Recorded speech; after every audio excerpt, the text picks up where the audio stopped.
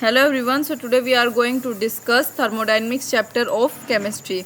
तो हम बेसिक जो है टर्म से शुरुआत करेंगे यहाँ पे, ताकि जो आगे फर्दर चैप्टर में हमें प्रॉब्लम ना आए, क्योंकि सबसे जो मेजर यहाँ पे चीज़ें समझने वाली हैं वो ये है कि बहुत बार जो रिपीट होने वाली है कि भाई सिस्टम क्या है, सराउंडिंग्स क्या होता है, यूनिवर्स क्या है यहाँ पर।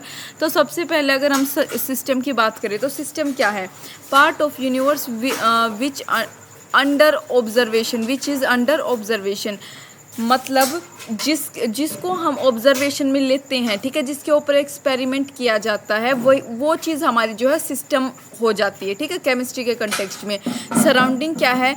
उस सिस्टम को छोड़कर, मतलब उस ऑब्जर्वेशन वाले पार्ट को छोड़कर और बाकी जो भी बचा है वो rest of the part of universe, उसको हम क्या कहेंगे? सराउंडिंग। और यूनिवर्स क्या होता है? System plus surrounding is equal to universe. अब टाइप्स की बात कर लेंगे। टाइप्स क्या है? सबसे पहले हम पढ़ेंगे ओपन सिस्टम। ओपन सिस्टम क्या होगा भैया? अगर देखो कोई भी सिस्टम ऊपर से ओपन है, ठीक है, कंटेनर मान लो या कुछ भी मान लो, तो इसमें हम इजीली, मतलब मास का एक्सचेंज भी हो सकता है और एनर्जी का भी। मास का एक्सचेंज मतलब हम इसको जो है, इसके अंदर से हम जो भी मास है उसको निकाल सकते हैं, या फिर जो है एडिशनल हम इसमें क्या कर सकते हैं? ऐड भी कर सकते हैं। एनर्जी का एक्सचेंज हो सकता है, ठीक है। तो इस केस में हमारा क्या होगा? मास और एनर्जी का एक्सचेंज होता है। और ये डायथर्मल वॉल होती है। डायथर्मल वॉल क्या होती है? जिसके जो मतलब एक्सचेंज को अलाउ करती है। क्लोज्ड सिस्टम की बात करें, अब मान लो कि इसके ऊपर क्या है भाई, कोई भी कंटेनर है, इसके ऊपर हमने इसको बंद कर दिया, ठीक है, इसके ऊपर हमने कोई भी चीज़ रख दी, ठीक है, जिससे ये बिल्कुल इसका सरफेस जो था वो बिल्कुल क्लोज हो गया, ठीक है। वॉल इसकी डायथर्मल ही रहेगी। क्यों? क्योंकि इसमें सिर्फ मास ही तो एक्सचेंज नहीं हो पाएगा सराउंडिंग से, लेकिन एनर्जी तो फिर भी हो सकती है, ठीक है। मास एक्सचेंज नहीं होगा, एनर्जी इस केस में क्या है? अपना एक्सचेंज हो सकेगी।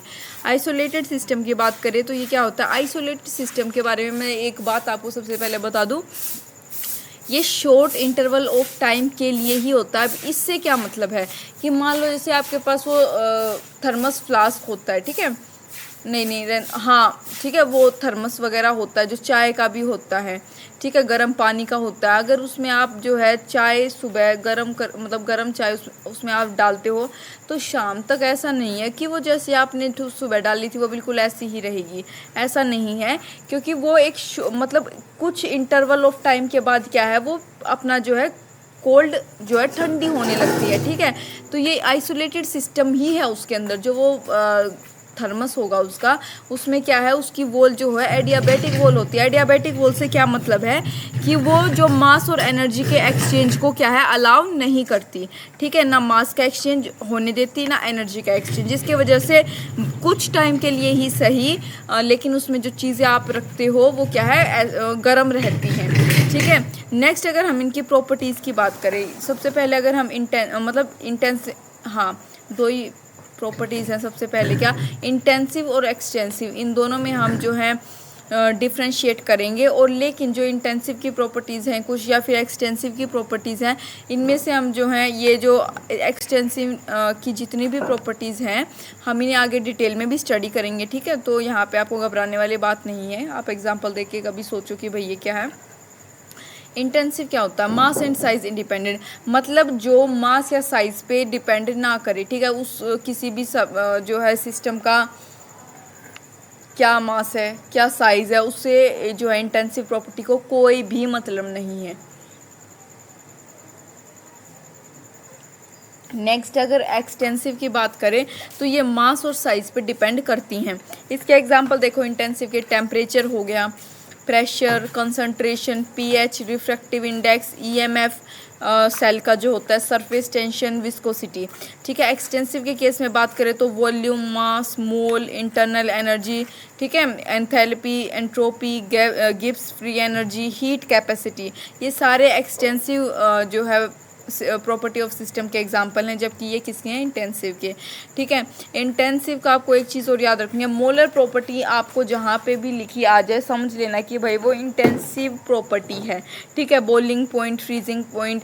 और एक और चीज़ कि अगर आप एक्सटेंसिव प्रॉपर्टी को एक्सटेंसिव से डिवाइड करोगे तो आपको क्या है? इंटेंसिव मिलता है, ठीक है। जैसे आप अगर इंटरनल एनर्जी को एंथैल्पी से डिवाइड करते हो तो आपको क्या है? इंटेंसिव प्रॉपर्टी वहाँ पे मिल जाती है। नेक्स्ट बात करें जो इंटेंसिव प्रॉपर्टीज़ होती है वो नॉन एडिटिव होती है। अब नॉन एडिटिव क्या होता है, जिसको हम ऐड नहीं कर सकते, ठीक है। एक्सटेंसिव एडिटिव होती है, यानी एक्सटेंसिव मतलब भाई 3 मोल नहीं, जैसे कि अपना 3 litre plus 2 litre is equal to 5 litre, मतलब इस किस्म, जैसे वॉल्यूम का था ये, मास का 2 kg प्लस 3 kg 5 kg, ठीक है। तो इनको हम क्या कर सकते हैं, ऐड कर सकते हैं, जबकि इंटेंसिव को हम ऐड नहीं कर सकते, ठीक है। नेक्स्ट बात करें इनके फंक्शन की। फंक्शन क्या है, एक तो स्टेट फंक्शन होता है और एक पाथ। स्टेट फंक्शन क्या है, जो डिपेंड करे अपनी इनिशियल और फाइनल स्टेट पर, ठीक है। मतलब इनिशियल और फाइनल स्टेट से ही इसको मतलब होता है। स्टेट फंक्शन में आपको ये मतलब नहीं होता कि भाई आप कैसे टेढ़े मेढ़े रास्ते से गए हो, ठीक है, जिगजैग था या फिर राउंड था, सर्कुलर था, मतलब सॉरी रेक्टेंगुलर था, जैसा भी था कोई फ़र्क नहीं पड़ता। फ़र्क इस बात से पड़ेगा कि भाई वो इनिशियल पॉइंट क्या है और उसका फाइनल पॉइंट क्या है। पाथ क्या होती है, जो डिपेंड करें इंटायर पाथ पे, ठीक है, कि भाई कैसा आपका पाथ था पूरा, मतलब जो है इस पर डिपेंड करे। पाथ इंडिपेंडेंट, हाँ अब स्टेट है तो भाई वो पाथ इंडिपेंडेंट होगी, पाथ है तो क्या है, स्टेट इंडिपेंडेंट होगा। इनके एग्जांपल देख ले। स्टेट क्या होती है, delta U, delta H, delta S, delta G etcetera. यानी डेल्टा यू को हम क्या लिख सकते हैं, मतलब अपना फाइनल माइनस इनिशियल भी, ठीक है। और पाथ क्या है, जबकि हीट और वर्क क्या है, हमारी पाथ फंक्शन है। अब जो है मैंने आपको बताया था कि एक्सटेंसिव की जितनी भी प्रॉपर्टीज़ के एग्जांपल थे हम उन्हें जो है अच्छे से डिटेल में स्टडी करेंगे। तो सबसे पहला हमारे पास है इंटरनल एनर्जी, जिसे हम यू से डिनोट करते हैं, यू, या फिर इसको आप इसको डेल्टा यू या डेल्टा ई भी लिखा देख सकते हो कई जगह पे, ठीक है। इंटरनल एनर्जी क्या होगा, sum of all energies. Absolute value of internal energy can not be determine but we can calculate the change in internal energy. अब एब्सोल्यूट वैल्यू क्या है, जो ये यू था, अब ये इसकी एब्सोल्यूट वैल्यू ये कहना चाह रहे हैं कि भाई केमिस्ट्री के टर्म में कि आप एब्सोल्यूट वैल्यू जो है इंटरनल एनर्जी की कभी भी डिटरमाइन नहीं कर सकते, हम सिर्फ चेंज इन इंटरनल एनर्जी ही बता सकते हैं। चेंज इन मतलब डेल्टा यू डेल्टा ई, तो delta U is equal to potential energy plus kinetic energy plus bond energy plus so on, मतलब क्या है, सभी एनर्जीज का जो सम होता है। डेल्टा यू जो है वो है क्या है, टेम्परेचर डिपेंडेंट होगी, ठीक है, मतलब टेम्परेचर पर डिपेंड करती है इंटरनल एनर्जी। भाई टेम्परेचर जितना बढ़ता है इंटरनल एनर्जी पे उतना इफेक्ट पड़ता है, कम मतलब कम होता है तब इफेक्ट पड़ता है, ठीक है। अब हीट की बात करें, अब हीट क्या होता है, energy transfer due to temperature difference, मतलब टेम्परेचर के डिफरेंस के कारण जो एनर्जी क्या होती है, ट्रांसफ़र होती है, उसी को हम क्या नाम दे देते हैं, हीट कहते हैं। इसको हम स्मॉल क्यू से रिप्रेजेंट करते हैं। वर्क क्या होता है, एनर्जी किसी भी एक्सटर्नल प्रेशर के अगेंस्ट, कोई भी एक्सटर्नल प्रेशर लग रहा है उसके अगेंस्ट जो हम काम करते हैं उसे हम क्या कहते हैं, वर्क, ठीक है, डब्ल्यू से हम डिनोट करते हैं। अब यहाँ पे हम सबसे पहले फर्स्ट लॉ ऑफ थर्मोडाइनमिक्स पढ़ेंगे, ठीक है। मतलब हमारे पास जो है सबसे पहले हम फर्स्ट लॉ ऑफ थर्मोडाइनमिक्स को डिटेल में देखेंगे, उसके बाद हम सेकेंड को पढ़ेंगे। थर्ड जो है बिल्कुल भी इंपॉर्टेंट नहीं है, मतलब थर्ड की 1-2 लाइन ही जो है इस चैप्टर में हमको देखनी है, ठीक है, बस थोड़ा सा कि क्या चीज़ है, ठीक है।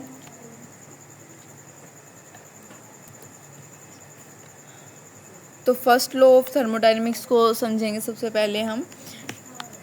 Energy can neither be created nor be destroyed but it can be change from one form to another. ये चीज़ हम जो बहुत पहले से पढ़ते आ रहे हैं कि भाई एनर्जी जो है ऐसी चीज़ है, ठीक है, चीज़ भी मैं क्या कह रही हूँ, एनर्जी क्या है, ना तो हम एनर्जी को कभी क्रिएट कर सकते, ना हम उसे डिस्ट्रॉय कर सकते, हम सिर्फ एनर्जी को एक फॉर्म से दूसरी फॉर्म में चेंज कर सकते हैं, ठीक है। जैसे मैकेनिकल को इलेक्ट्रिकल में, ठीक है, इलेक्ट्रिकल टू मैकेनिकल, ऐसे हम चेंज करते हैं ना, तो सिर्फ हम इतना ही कर सकते हैं।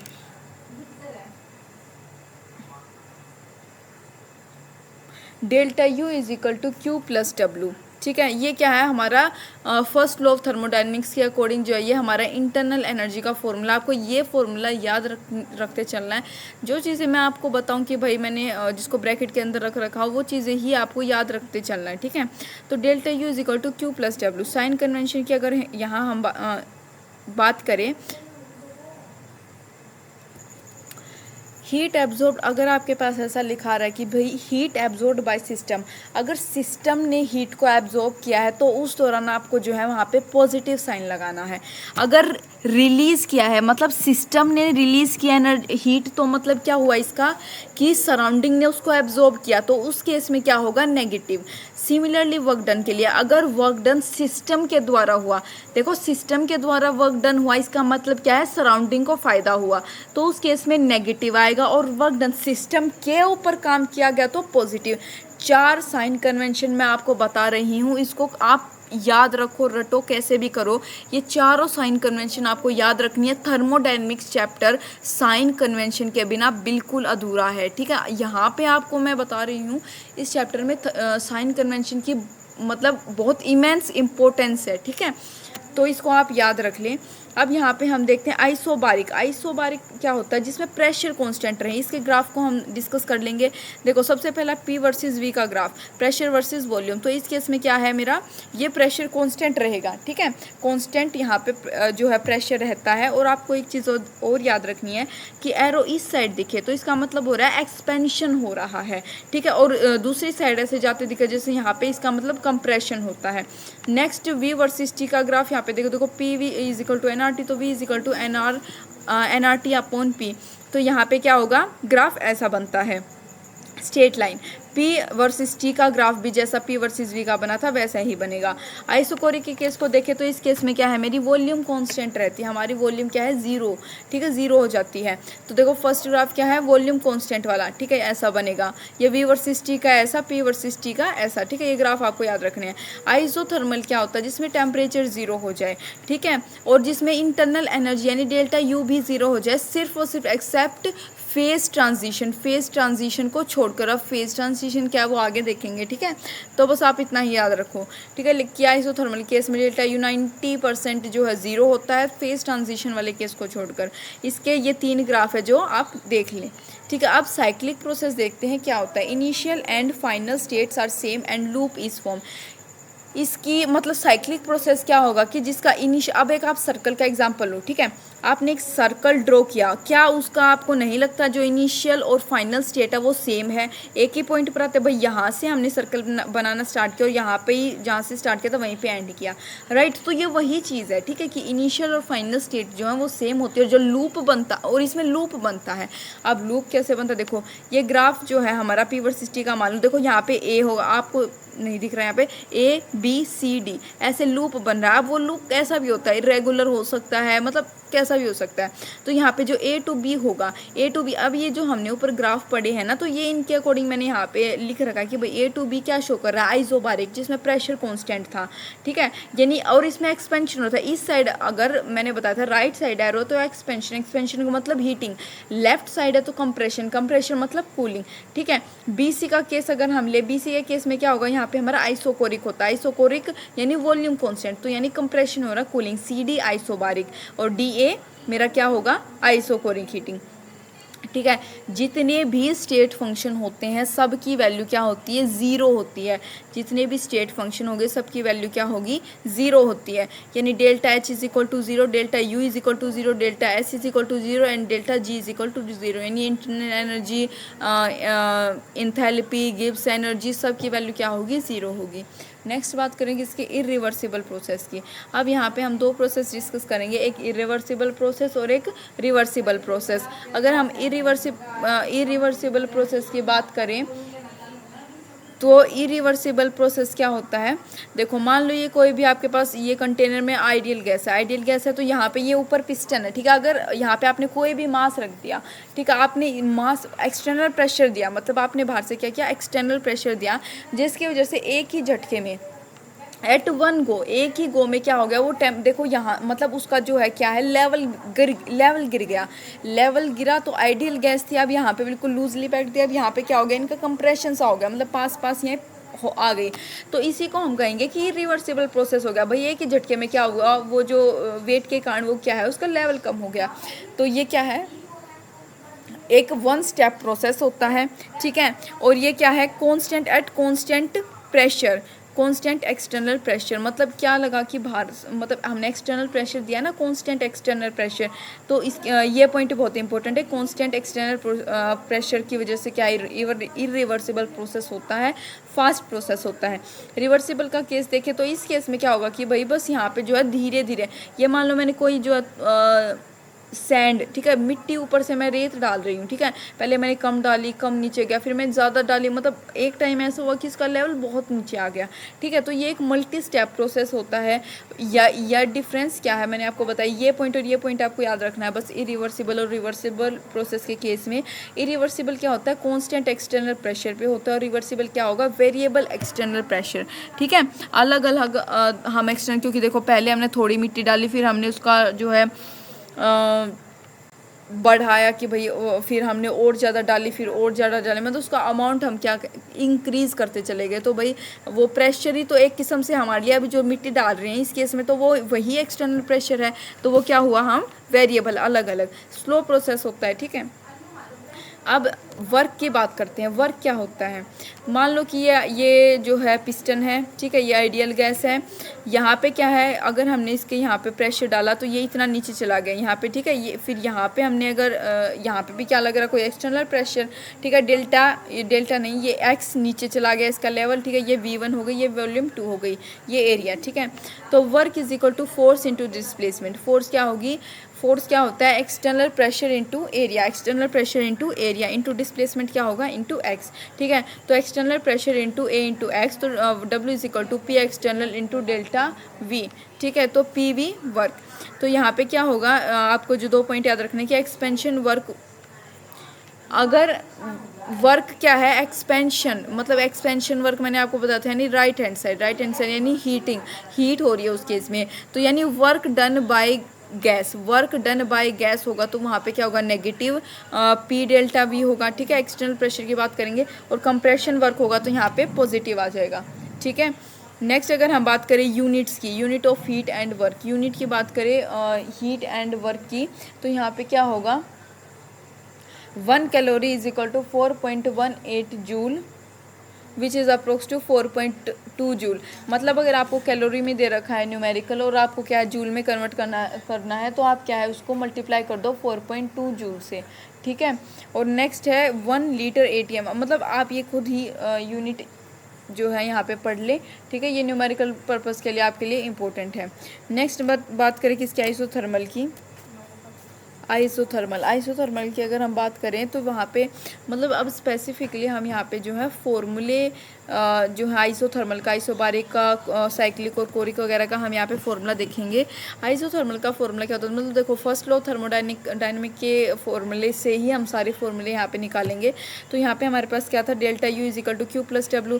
यहाँ पे थर्मल के केस में टेम्परेचर 0 होगा, यानी यू की वैल्यू भी क्या हो जाएगी, 0 होगी, ठीक है, क्योंकि डेल्टा यू क्या है, डायरेक्टली इंटरनल एनर्जी जो है डायरेक्टली प्रोपोर्शनल थी टेम्परेचर के, ठीक है। तो यहाँ पे हमारे पास क्या होगा, 0 is equal to Q plus W, यानी क्यू इज इक्वल टू हम क्या लिख सकते हैं, माइनस डब्ल्यू।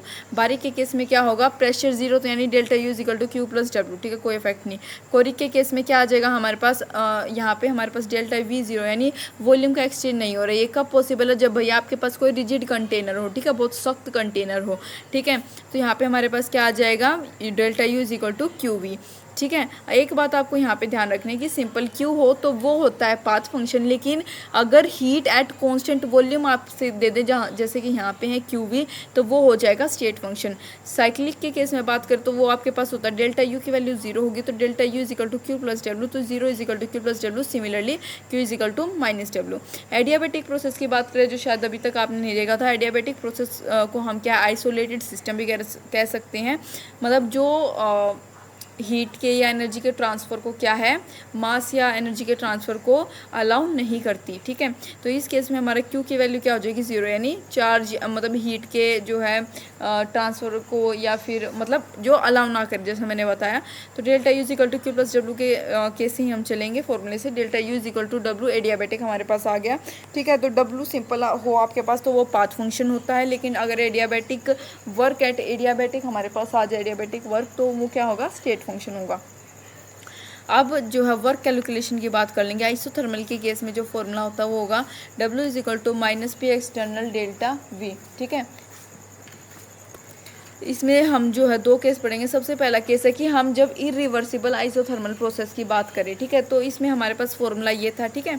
इसको हम डेल्टा वी को क्या लिख सकते हैं, V2 माइनस V1। देखो मैंने ये डेरिवेशन के तौर पे मैंने वैसे लिखा, मैं बता रही हूँ कि डेरिवेशन आपके लिए यूज़फुल नहीं है, ठीक है। आपके लिए यूज़फुल सिर्फ जो है इनके मेजर फॉर्मूले ही हैं, क्योंकि डायरेक्ट इन ही के ऊपर जो है न्यूमेरिकल बनते क्वेश्चंस आते हैं। जो साइन कन्वेंशन है वो याद रखनी है, बाय, ऑन द सिस्टम वगैरह, सराउंडिंग, इन सब की नॉलेज आपको होनी चाहिए बजाय के डेरिवेशंस के। ठीक है, ये चीज़ें थोड़ी सी समझने के लिए होती है, जो मैंने यहाँ पे लिख भी रखी है बाकायदा।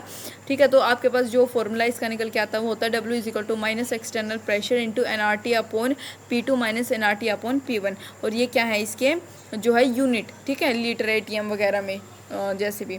तो अगर एक्सटर्नल प्रेशर दे रखा हो तो आप ये फॉर्मूला अप्लाई करो। ठीक है, बिल्कुल करेक्ट है। अगर ना भी दे रखा हो तो उस केस में आप एक्सटर्नल प्रेशर को जो है प्रेशर 2 मान लेते हो, मतलब P2 मानते हो, P2 कंसीडर करते हो। ठीक है, ये चीज़ भी आप याद रखें।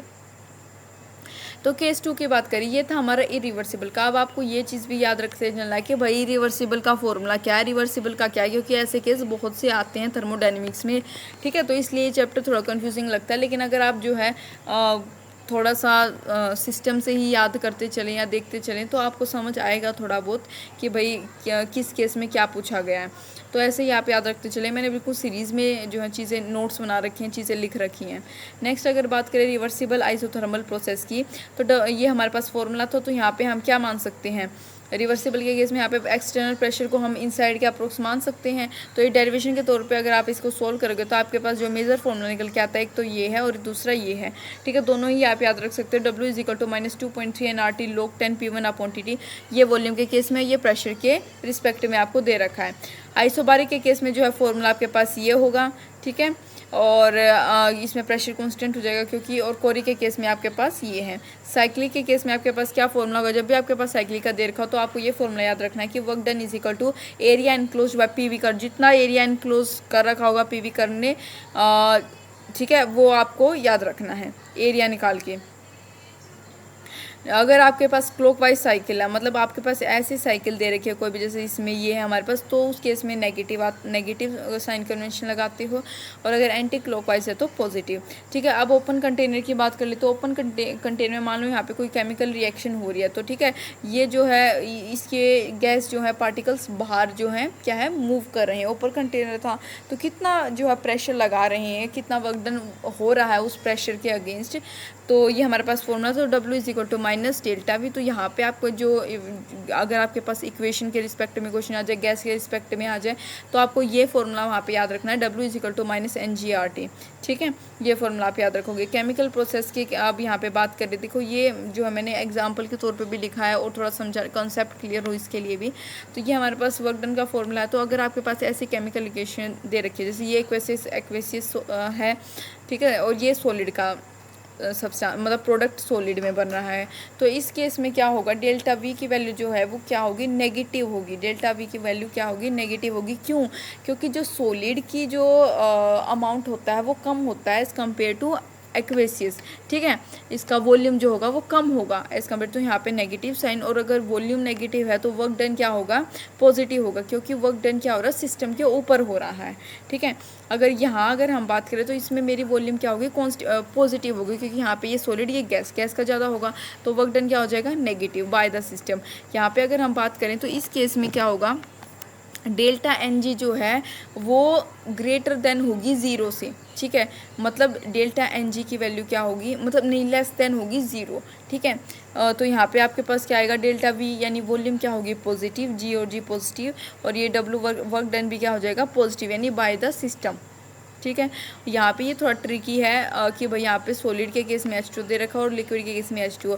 लेकिन अगर हम सॉलिड के केस में यानी आइस का अगर हम एग्जांपल ले इसमें तो देखें तो भैया इसकी डेंसिटी कम होती है, और जिस चीज़ की डेंसिटी कम उसका वॉल्यूम ज़्यादा, जबकि वाटर के केस में इसकी डेंसिटी ज़्यादा होगी यानी इसका वॉल्यूम कम होता है।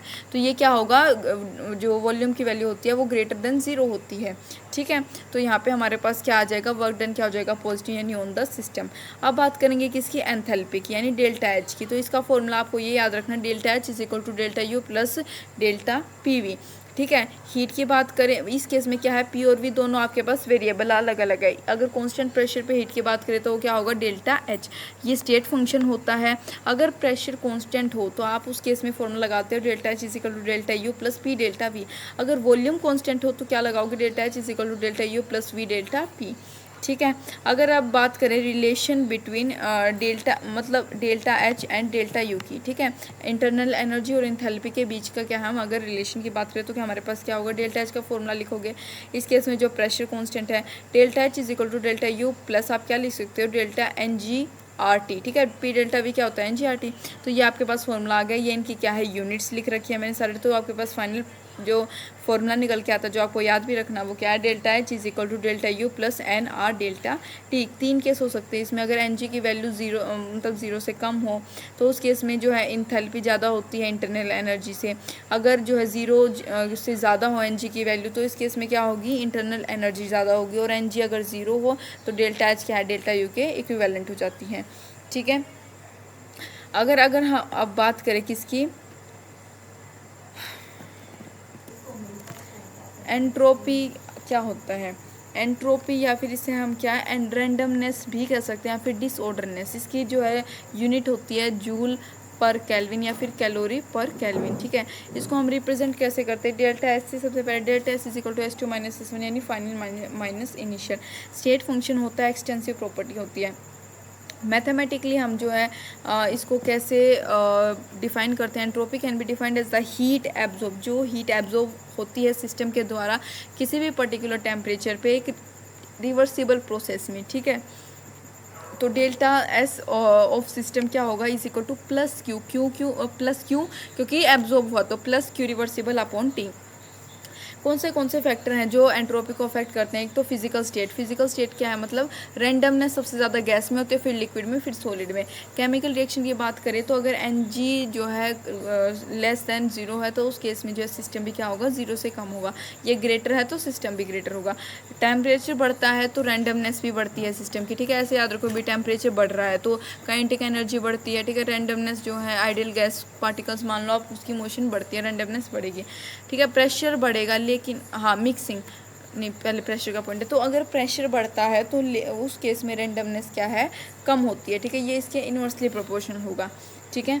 और अगर यहाँ मिक्सिंग की बात करी जाए तो भाई गैस और गैस को अगर आप मिक्स करोगे तो उस केस में जो है ये लेस देन ज़ीरो होता है सिस्टम, ठीक है। कैलकुलेशन ऑफ एंट्रोपी की बात करी जाए, ये पूरी डेरिवेशन अगेन आपको समझाने के लिए मेजर फॉर्मूले ये दो हैं जो आपको याद रखने हैं, जैसे कि पीछे हमने रिवर्सिबल के किए थे। Delta S is equal to N C V M L N T2 upon T1 plus NRL V2 upon V1। और सिमिलरली ये यहाँ पे P के केस में अगर आपको यहाँ पे दे दे कि भाई आइसोबारिक प्रोसेस हो तो उस केस में आप प्रेशर को कांस्टेंट रख दोगे, सिर्फ ये लिखोगे। अगर आपको दे दे भाई आइसोकोरिक, वॉल्यूम कांस्टेंट हो जाएगी, ठीक है। और अगर आपको दे दे भाई आइसोथर्मल तो टेम्परेचर कांस्टेंट। मतलब आप इन तीनों के केस मतलब इन दोनों फॉर्मूले से जो भी केस आपको दे वो चीज़ आप यहाँ पे कांस्टेंट करते, ठीक है। फॉर रिवर्सिबल आइडियाबैटिक प्रोसेस और जिसे हम आइसोएंट्रोपिक प्रोसेस भी कह सकते हैं, ठीक है। तो उस केस में क्या होगा, डेल्टा जो एस होता है सिस्टम का क्यू रिवर्सिबल अपॉन टी, तो ये क्या हो जाएगा जीरो, तो यानी डेल्टा एस ऑफ सिस्टम क्या हो गया, एंट्रोपी क्या होगी सिस्टम की, जीरो। यहाँ पे बात करें एंट्रोपी ऑफ फ्यूजन की, ये क्या होता है, जो मतलब सॉलिड टू लिक्विड बनना, ठीक है। तो यहाँ पे डेल्टा एस क्या होगा, is equal to plus Q reversible upon T. तो फॉर्मूला आपके पास होता है delta S is equal to delta H fusion upon T. Entropy of vaporisation का क्या होगा, लिक्विड टू वेपर, इसमें आपका delta S is equal to delta H upon T, मतलब वेपराइजेशन के फॉर्म में, यहाँ पे सब्लिमेशन के फॉर्म में आ जाएगा, ठीक है। अब कुछ इंपॉर्टेंट पॉइंट्स हैं एंट्रोपी से रिलेटेड, मतलब एग्जांपल है जो पेपर में ऐसे डायरेक्ट भी पूछे जाते हैं कि भाई एंट्रोपी ग्रेफाइट की ज़्यादा होती है डायमंड की, तो ग्रेफाइट की ज़्यादा होती है। आयरन के रस्टिंग पे एंट्रोपी क्या होती है भाई, बढ़ती है, रैंडमनेस बढ़ जाती है। डिसोल्यूशन पे भी एंट्रोपी क्या है, बढ़ती है। Silver on reaction with HCl entropy क्या होगी, डिक्रीज होती है, कम होती है। एग की बॉइलिंग पे एंट्रोपी क्या होती है, बढ़ती है, क्यों, क्योंकि डीनेचुरेशन ऑफ प्रोटीन के कारण, ठीक है। ये चीज़ आप क्या है केमिस्ट्री में ही पढ़ते हो, ठीक है। जो आपका 12th के लास्ट के चैप्टर है वहाँ पे आप ये चीज़ देखते हो। नेक्स्ट अगर हम बात करें किसकी, ऑन स्ट्रेचिंग और रबड़ बैंड को अगर आप स्ट्रेच करोगे तो एंट्रोपी कम होती है क्योंकि मॉलिक्यूल्स का अलाइनमेंट हो जाता है। अब फर्स्ट लॉ की बात यहाँ पे हमने पूरी कर ली, सेकंड लॉ को देखेंगे क्या होता है।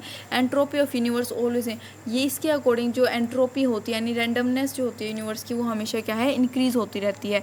All natural processes are irreversible, जितने भी नेचुरल प्रोसेस होते हैं वो इरिवर्सिबल होते हैं। और स्पॉन्टेनियस प्रोसेस, स्पॉन्टेनियस और रिवर्सिबल से क्या मतलब है, कभी आपने शायद वाटरफॉल देखा हो, झरना देखा हो, तो वो क्या होता है, मतलब स्पॉन्टेनियसली क्या है, बहता, मतलब झरना बहता रहता है, ठीक है, इरिवर्सिबल प्रोसेस। ऐसा तो नहीं कि भाई वो पानी ऊपर से नीचे झरना बह गया और फिर नीचे से ऊपर जा रहा है वो पानी, नहीं होता ना, ठीक है। तो वो एग्जाम्पल है।